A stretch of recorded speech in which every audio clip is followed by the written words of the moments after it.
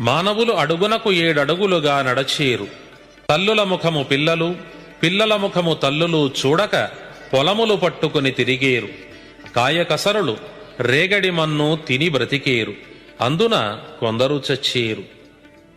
నడిజామున రాత్రివేళలో కేకలు వినబడేను. నా రాకకు ముందుగా దుష్టులిల్లా దూరమయ్యేరు.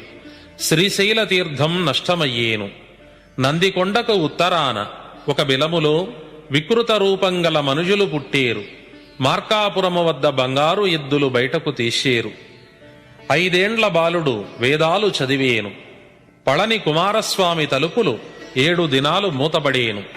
బ్రాహ్మణులు సన్మార్గమును వీడి దుర్మార్గమున నడిచేరు. లింగాపురమునందు ఒక శక్తి పుట్టి ఊరూర నాట్యములాడేను. అందున కొందరు చచ్చేరు. గదగు, లక్ష్మీపురం, రాయచూరు,